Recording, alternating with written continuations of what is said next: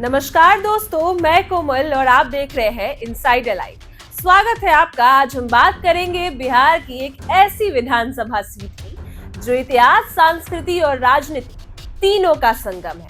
हम बात कर रहे हैं सुपौल विधानसभा की, जो वैदिक काल में मिथिलांचल का हिस्सा रही। कोसी नदी, जिस बिहार का शोक कहा जाता है, इस जिले के बीच से बहती है और हर साल यहाँ के लोगों की जिंदगी को चुनौती भी देती है।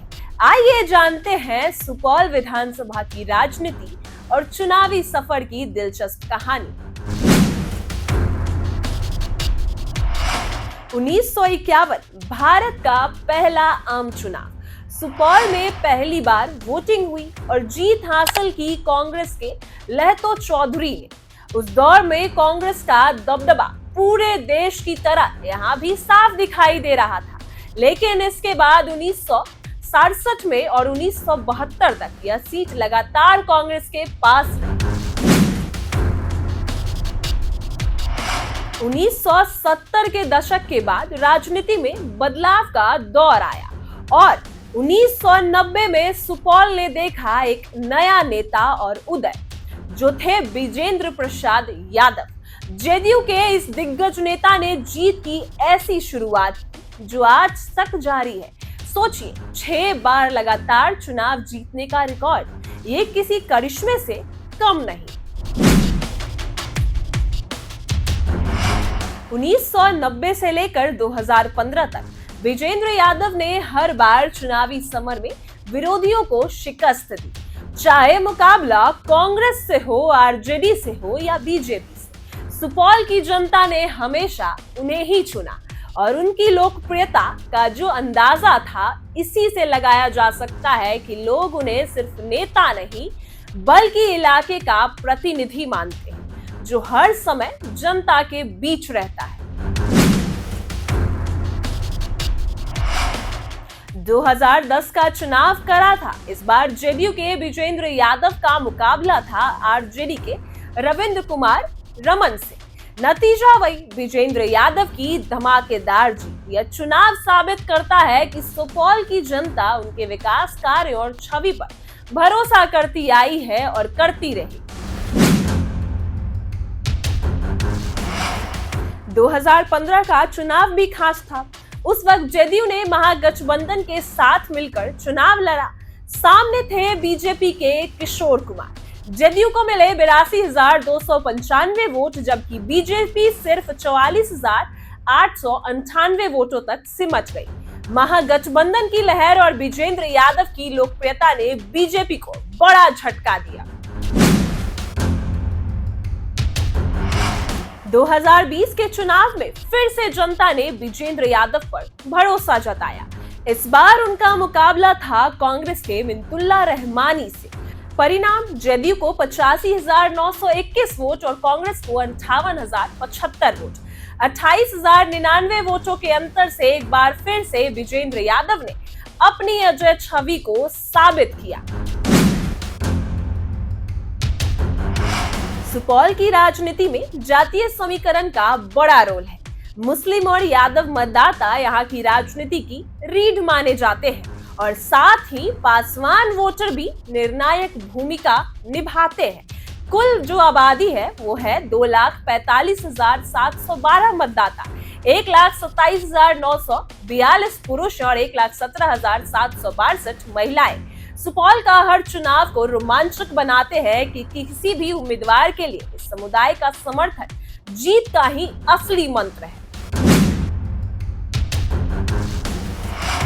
सुपौल की सबसे बड़ी चुनौती है कोसी नदी का कहर।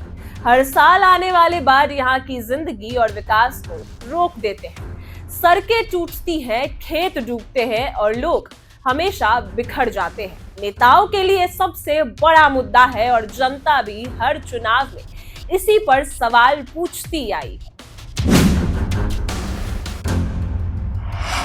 सुपौल के लोग सिर्फ जातीय राजनीति पर भरोसा नहीं करते। शिक्षा, स्वास्थ्य और रोजगार भी यहाँ अहम चुनावी मुद्दे हैं। युवा चाहते हैं बेहतर कॉलेज, अच्छी सड़कें और रोजगार के नए मौके। तो विजेंद्र यादव ने कई काम किए हैं, लेकिन जनता की उम्मीदें हर बार नई होती। अब बड़ा सवाल है, आने वाले चुनाव में क्या होगा? क्या विजेंद्र प्रसाद यादव अपनी जीत का सिलसिला जारी रख पाएंगे या फिर विपक्ष कोई नया चौंकाने वाला चेहरा लाएगा? राजनीति में कुछ भी संभव है, लेकिन फिलहाल सुपौल की हवा अब भी विजेंद्र यादव के साथ ही बहती दिखाई दे रही है। तो दोस्तों, आपने अभी सुनी सुपौल विधानसभा सीट की पूरी कहानी। बिहार की राजनीति के इतिहास में सुपौल का नाम बहुत खास है। इस सीट ने कई दिग्गज नेताओं को जन्म दिया, तो कई बार यहाँ के चुनावी नतीजों ने पूरे जिले और प्रदेश की राजनीति को भी प्रभावित किया। सुपौल की कहानी ने हमने जाना कि यहाँ की जनता हर बार बदलते समीकरणों के बीच अपने फैसले खुद तय करती है। कभी कांग्रेस को मौका दिया, तो कभी आरजेडी को, तो कभी जदयू को समर्थन मिला। हाल के वर्षों में भाजपा ने भी इस सीट पर अपनी मौजूदगी दर्ज कराई। यह दिखाता है कि सुपौल विधानसभा में किसी एक पार्टी का अस्थायी वर्चस्व नहीं है, बल्कि हर बार सोच समझकर अपना जनादेश देती है। लेकिन जातीय समीकरण की बात करें तो सुपौल में यादव, मुस्लिम, ब्राह्मण, दलित और अति पिछड़े जातियों की संख्या चुनावों में निर्णायक भूमिका निभाती है। यही वजह है कि हर बार हर पार्टी उम्मीदवार चयन से लेकर प्रचार तक बड़ी रणनीति बनाते हैं। तो दोस्तों, सुपौल की इस राजनीतिक यात्रा में हमें यह भी समझ आता है कि बिहार की राजनीति में केवल दल ही नहीं, बल्कि उम्मीदवार की छवि, स्थानीय मुद्दे और जनता की जो उम्मीदें हैं, बेहद अहम भूमिका निभाते हैं। वही सुपौल विधानसभा के मतदाता हर चुनाव में यही संदेश देते हैं कि जो उनकी समस्याओं को समझेगा और हल करने का प्रयास करेगा, वही उनकी पसंद बनेगा। अब बारी है इस सफर को आगे बढ़ाने की। हमारा अगला पड़ाव होगा त्रिवेणीगंज विधानसभा सीट। त्रिवेणीगंज विधानसभा बिहार के सीमांचल इलाके में आती है और यह सीट भी उतनी ही दिलचस्प और ऐतिहासिक है और रोचक भी जितना सुपौल। यहाँ का राजनीतिक इतिहास काफी उतार चढ़ाव से भरा रहा है। त्रिवेणीगंज विधानसभा में कई बार चुनावी समीकरण ने अप्रत्याशित नतीजे दिए। यहाँ की जातीय समीकरण और सामाजिक जो है वो साफ असर दिखाई देता है, क्योंकि यादव, मुस्लिम, दलित और स्वर्ण मतदाता मिलकर इस सीट का भविष्य तय करते हैं। वही कारण है कि हर चुनाव से पहले यहाँ की राजनीति में हलचल बढ़ जाती है। त्रिवेणीगंज विधानसभा का महत्व इसलिए भी बढ़ जाता है क्योंकि यह सीमांचल क्षेत्र की उन सीटों में से एक है जो राज्य की राजनीति की दिशा तय करने में योगदान देती है।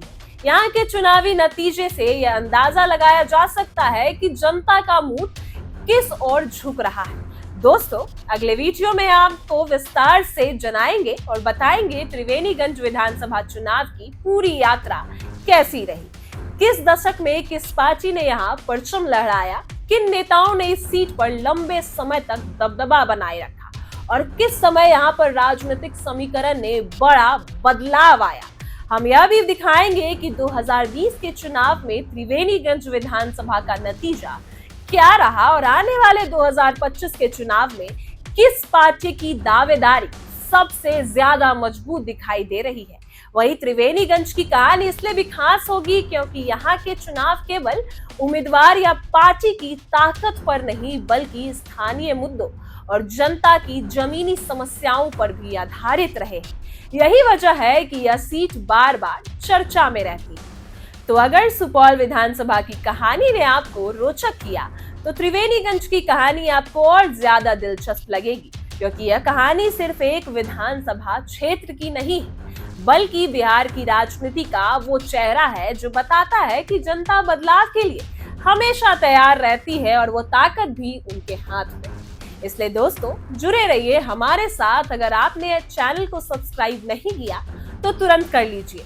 वीडियो को लाइक करें, शेयर करें और कमेंट बॉक्स में हमें जरूर बताएं कि सुपौल विधानसभा सीट की कहानी का कौन सा हिस्सा आपको सबसे ज्यादा रोचक लगा और सबसे ज्यादा पसंद आया, क्योंकि बहुत जल्द हम लेकर आएंगे बिहार के त्रिवेणीगंज विधानसभा सीट की पूरी कहानी और पूरे दास्तान के साथ। एक ऐसी कहानी जिसमें होगा इतिहास चुनावी नतीजों का रोमांच और नेताओं की दिलचस्प यात्रा और जनता की बदलती सोच का आईना। धन्यवाद।